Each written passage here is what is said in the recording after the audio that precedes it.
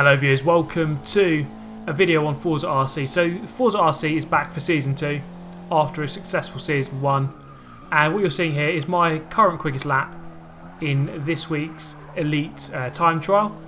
So as we all know, the Forza RC is split up into two distinct championships. We have Recreation and we have Elite.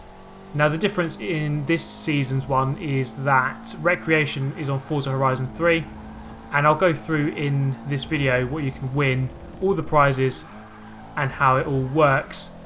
So this lap here is around Catalunya in the Audi. All of the time trials will be taking place in Audis in Season 2. So this one was really very difficult. My main tip for those of you who are trying to get a good time is to follow a quicker ghost and to watch replays with telemetry. So I'm following Racer around here. This is a very quick driver, I know, and he's about 5 or 6 tenths quicker than me. Now the thing that does is it kind of pulls you along. There's a psychological effect where if you're following someone quicker, you kind of get pulled along by the ghost in a way. Not if it's about 10 seconds quicker, but if they're a little bit quicker, like 5 or 6 tenths. So this is my quickest lap just coming up here. I'm quite easily able to lap mid 124s, but getting a low 124 is pretty difficult. I could probably do a 123, but that is very hard. So this is my attempt here. So of course just trying to absolutely maximise the track limits. The track limits are fairly strange on this track because you can go 4 wheels beyond the white line and it doesn't register as a dirty lap. So for example, coming up this corner here, you can go beyond that white line, and this chicane here is where it really matters a lot. So you can kind of see almost the ghost there going almost 4 wheels off beyond the white line, but that is counted as clean, so that is perfectly legal.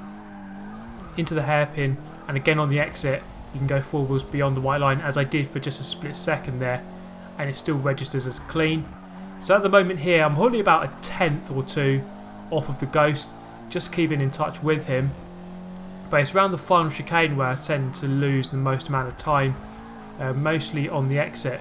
In these slower cars, exit speed is so important. Getting on that throttle earlier is here where I lose the time. As you can see, the ghost just edges out maybe a couple of tenths, and that's where I'm losing all of the time. But it's really hard over those bumps to maintain the speed. But this is going to be my quickest lap, and hopefully it's quick enough to qualify. And I'll go through the format in just a moment. So there it is, 124.3, putting me 129th at the time of doing it. Now you do have to have a valid replay to count towards qualification. So some of the people here don't have a file on the right hand side, so I'm actually going to beat them technically. So I'm going to quickly go through the format. Now the first thing, as you see on the top left, registration opens. You have to register on the ESL website, which I will link for you in the description. Now this is the Elite format, not the Recreation. I'll go through Recreation in just a moment. So we're currently at week 1, and obviously we have another 2 weeks, so week 1, 2 and 3, and then on December the 11th we have the grand final. So it's pretty much the same format as Season 1. So in each week you have 3 days to set a time in Forza 6 Rivals mode in the community section. So we have Monday, Tuesday and Wednesday to set our time. The top 160 will qualify, the top 32 go through to the Elite Cup, and then the top 33 to 160 go through to the Consolation Cup. Now that's quite a good change because previously it was the top 128. The 128th guy would be facing off against the best in the world and it just stood no chance at all. At least now, splitting off the top 32 gives them their own little championship, because me, I'm probably good enough to get in top 160, I'll just get totally destroyed by someone in the top 32, giving me absolutely no chance. At least in the Consolation Cup I do have some chance of getting some prizes. So as for the Elite Cup, the top 32 drivers will go through. They will face off in 1v1s to narrow down to 16. Those 16 will go through to the showdown on the Sunday of each week, and then those 16 will do a couple of races based on the FIA scoring system of 25, 18, 15, etc. And then the top 4 will go through to the grand finals. Repeat that 3 times, then you've got 12 people in the final, and then the other 4 to complete the 16 in the final are the top 4 from Season 1. So that is the Elite Cup. The Consolation Cup, which I'll probably be aiming for, top 33 to 160 will go through to that. So that is 128 drivers in total.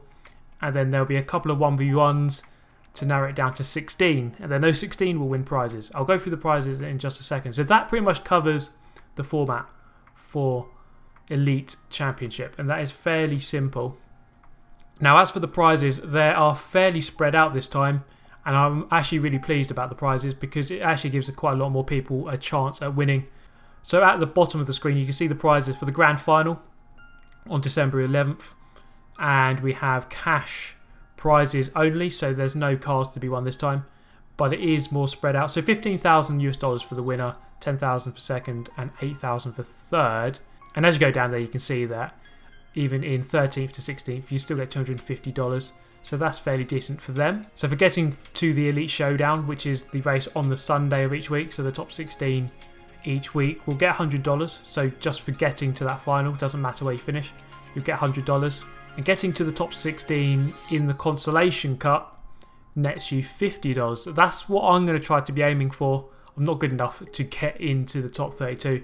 So getting that $50 at least one of the weeks would be quite cool. And then the final prize for Elite at the top there is for everyone who registers and qualifies. Basically very easy to do. You'll get yourself a custom livery. So as for the Recreation League, this is on Forza Horizon 3. Also requires signing up on the ESL website. So there will be a time trial on 7 separate weeks. As you can see there, all of the dates are on the screen right now. Fairly simple to do.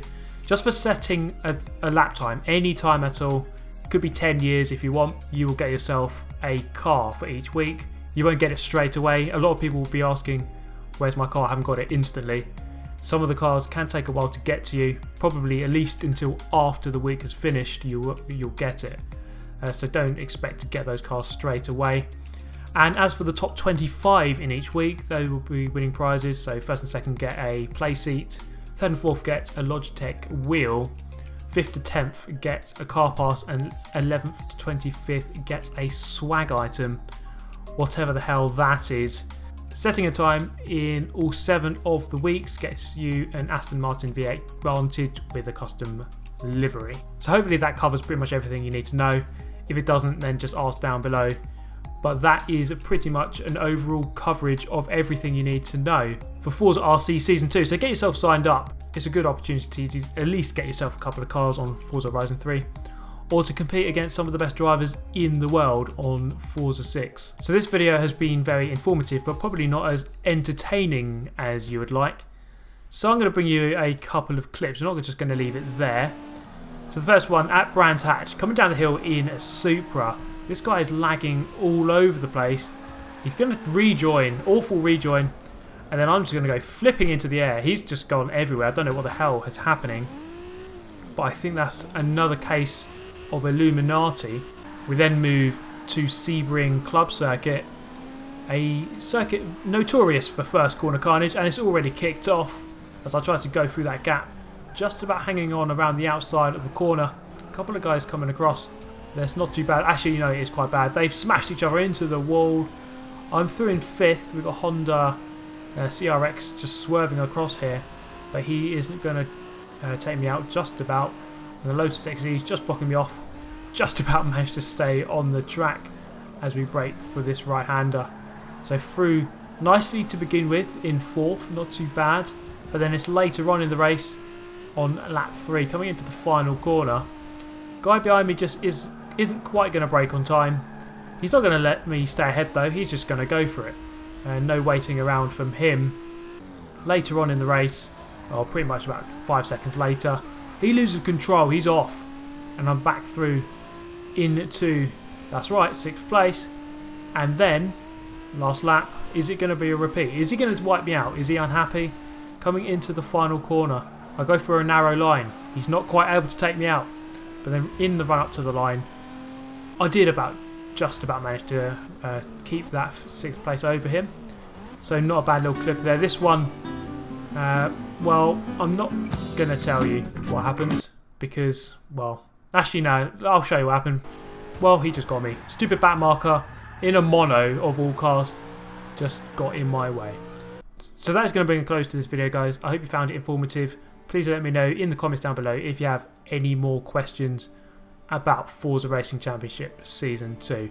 Hit that like button if you did like the video, guys.